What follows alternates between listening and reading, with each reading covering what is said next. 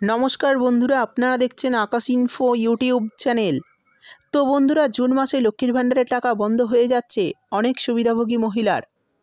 আমরা জানি বর্তমানে অনেকেই লক্ষ্মীর ভাণ্ডারের টাকা পাচ্ছেন। এবার কিন্তু জুন মাস থেকে টাকা অ্যাকাউন্টে আর আসবে না। তো কেন আসবে না, কী কারণে টাকা বন্ধ হচ্ছে, অনেকের নাম বাতিল হচ্ছে, নতুন লিস্ট নবান্নের তরফে আজ জারি করা হয়েছে। তো টাকা পেতে সম্পূর্ণ ভিডিওটা দেখুন, না হলে কিন্তু আপনারাও এই জুন মাস থেকে যে কোনো প্রকল্পের টাকা পাবেন না। অর্থাৎ সরকারি প্রকল্পের টাকা পেতে সমস্যা হতে পারে। তো টাকা পেতে কি করতে হবে এবং কারা কারা জুন মাস থেকে আর লক্ষ্মীর ভাণ্ডার প্রকল্পের টাকা পাবেন না, সেই সমস্ত কিছু জানাবো আজকের ভিডিওতে। তাই বন্ধুরা, ভিডিওটি একটু স্কিপ না করে পুরোটা দেখবেন। আর ভিডিওটি দেখার সাথে সাথে যদি আপনি আমাদের চ্যানেলে নতুন এসে থাকেন, তাহলে ভিডিওর নিচে যে সাবস্ক্রাইব বাটনটি আছে সেটি ক্লিক করে চ্যানেলটিকে সাবস্ক্রাইব করে দিন। আর পাশে থাকা নোটিফিকেশান বেলটি অন করে রাখুন এই ধরনের গুরুত্বপূর্ণ ভিডিও সবার আগে পাওয়ার জন্য। তো চলুন বন্ধুরা, ভিডিও শুরু করা যাক। দেখুন, বলা হয়েছে জুন মাস থেকে এরা পাবে না লক্ষ্মীর ভাণ্ডারের টাকা।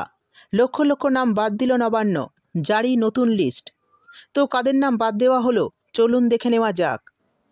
তারপর বলা হয়েছে বড় পদক্ষেপ রাজ্য সরকারের, লক্ষ্মীর ভাণ্ডারের তালিকা থেকে হাজার হাজার নাম বাদ দেওয়া হয়েছে। জুন মাস থেকেই এই মহিলারা লক্ষ্মীর ভাণ্ডারের টাকা পাবেন না।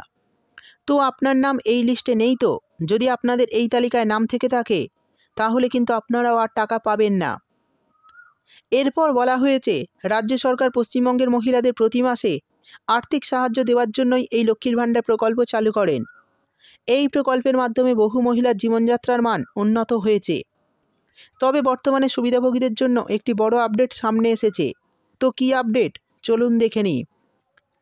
সেই সঙ্গে বলা হয়েছে সরকারের তরফ থেকে সম্প্রতি জানানো হয়েছে এই তালিকা থেকে অনেক মহিলার নাম বাদ দেওয়া হচ্ছে এবং তাদের এই প্রকল্পের ভাতার টাকা বন্ধ হয়ে যেতে পারে। লক্ষ্মীর ভাণ্ডার প্রকল্পটি 2021 সালে মাননীয় মুখ্যমন্ত্রী মমতা বন্দ্যোপাধ্যায় চালু করেন।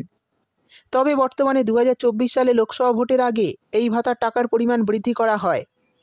এখন সাধারণ শ্রেণীর মহিলারা প্রতি মাসে পান 1000 টাকা এবং তপশিলি জাতি উপজাতির মহিলারা প্রতি মাসে পান 1200 টাকা। ইতিমধ্যে প্রকল্পের তালিকা থেকে বহু মহিলার নাম বাদ দেওয়া হচ্ছে, যা অনেক মহিলার কাছে উদ্বেগের কারণ হয়ে দাঁড়িয়েছে।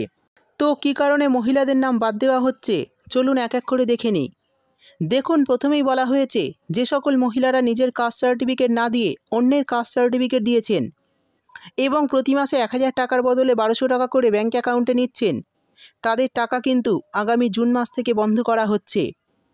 অর্থাৎ এই সমস্ত মহিলারা কিন্তু আর জুন মাস থেকে লক্ষ্মীর ভাণ্ডারের টাকা পাবেন না।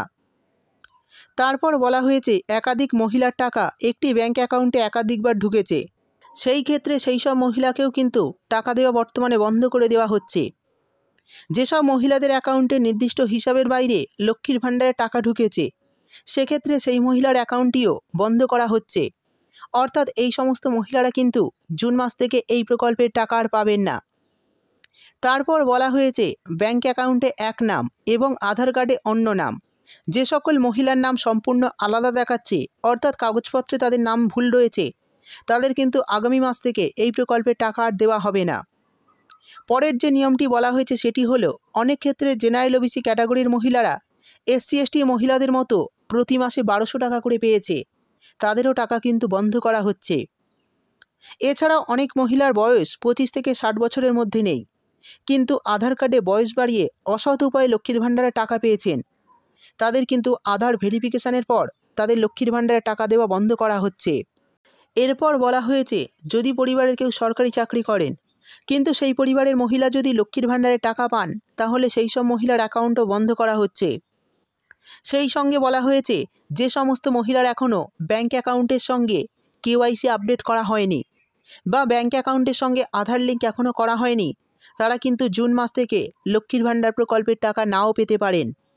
তাই যাদের এখনও ব্যাঙ্ক অ্যাকাউন্টের সঙ্গে আধার লিঙ্ক বা KYC আপডেট করা হয়নি, তারা অবশ্যই এই মে মাসের মধ্যে কাজটা করিয়ে নেবেন।